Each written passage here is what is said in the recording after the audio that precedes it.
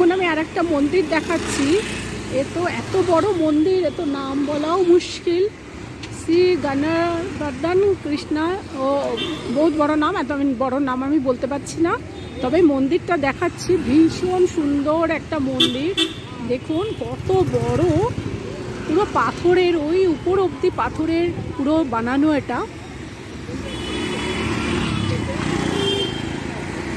এবার ভিতরে ঢুকবো। এখানে একটু ঝড় উঠেছে, হাওয়া বইছে, ঝড় উঠেছে, তো হালকা হালকা একটু ঝড়, আর একটু মেঘলা মেঘলা আকাশ আছে, একদমই গরম নেই। মন্দিরে এবার আমি ঢুকবো, ঢুকে ভিতরে গিয়ে আপনাদের দেখাবো।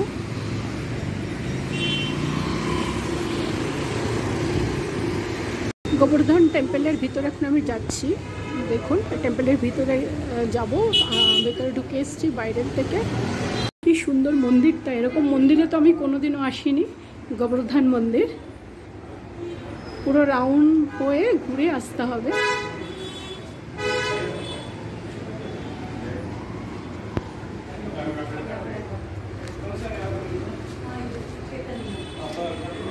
দেখতে পাচ্ছি, কোন দিক দিয়ে যাবো রাস্তা তো বুঝতে পারছি না,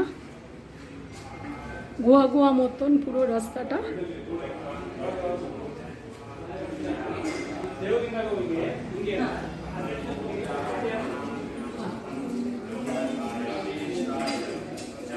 नीचे गोवर्धन मंदिर पेलाम, से गोवर्धन मंदिर एखान दिए सीढ़ी दिए ऊपर ओठा, কিন্তু আমি উঠবো না, অত করে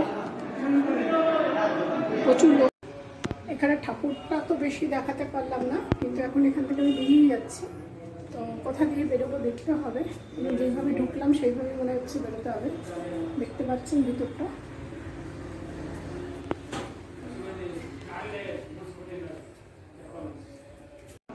এখান থেকে আবার যাবার একটা জায়গা, কোথায় যাবো জানি না, এইভাবেই ঘুরে ঘুরে রাস্তা আছে এখানে।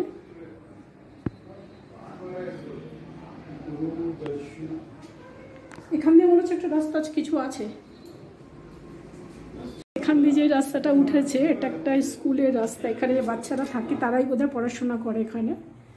তো এর উপরে আর আমি যাচ্ছি না, এটাই মনে হচ্ছে বেরোনোর রাস্তা। হ্যাঁ এটাই বেরোনোর রাস্তা, কারণ ঢোকার সময় গরু রয়েছে দেখেছিলাম এখানটায়।